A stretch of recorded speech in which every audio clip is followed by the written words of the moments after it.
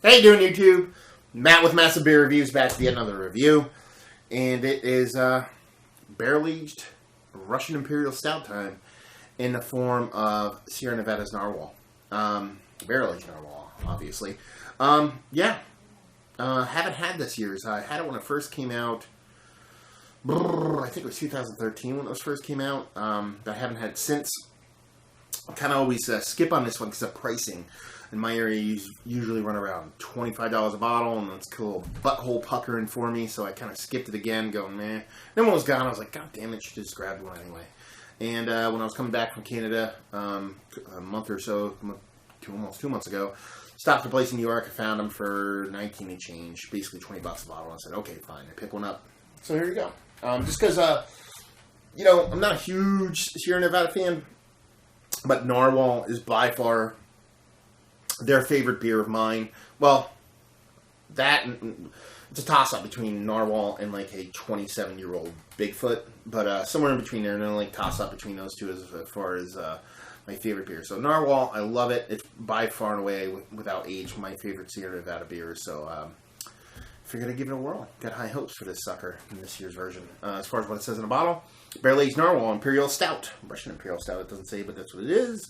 Brewed and bottled by Sierra Nevada. Let's see. Barrel-aged Narwhal is deliciously, get the words out, dark Imperial Stout aged in Kentucky bourbon barrels. I believe Willet, Jim Beam, and something that's like a blend of them, I believe. And it says, barrel aging is a strange science. It melds some characteristics of the original beer while intensifying others.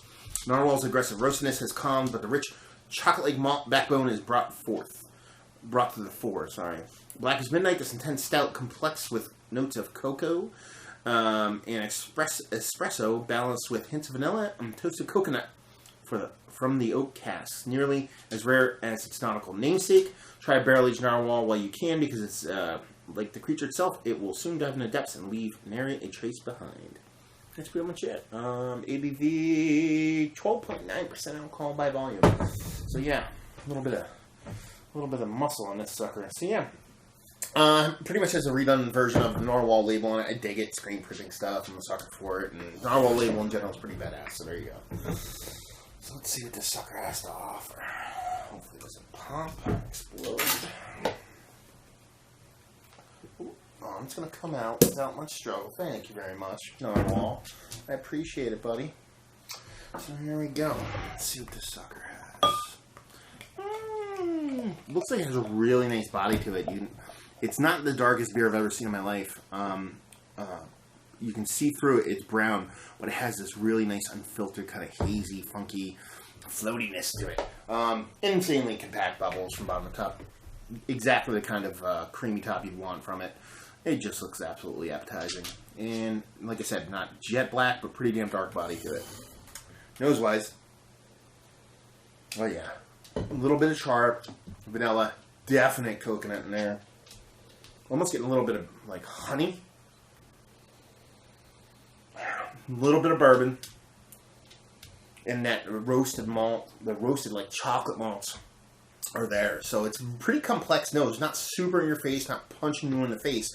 But at the same time, there's a lot of stuff going on there, and it smells pretty damn nice, to tell you the truth. So yeah, I mean, it smells like a barrel-aged Narwhal, So she looks the part. She smells the part. Let's see what she tastes like. Cheers.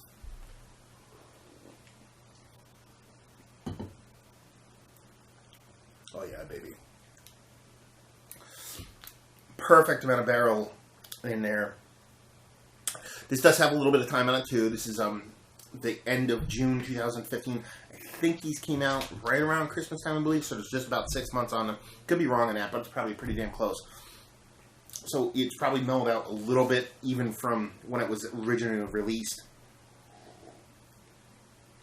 A ton of vanilla, a ton of coconut. Really nice bourbon to it, but not overly in your face or biting. A little bit of heat there, but enough to let you know it's there. I mean, it's 13%, so really nice mouthfeel to it. It's not going to be confused with the densest beer in the history world, but at the same time, it is not super thin. Really nice, like creamy fluffiness to it. Like I said, there's some honey in there, a little bit of chocolate, like a sweet chocolate for me. A little bit of that roast malt still there. Almost even a little bit of spiciness too. There's a lot of going on in this beer.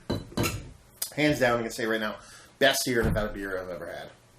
Even with my 45-year-old Bigfoots that I like aged, this is hands down my favorite Sierra Nevada beer.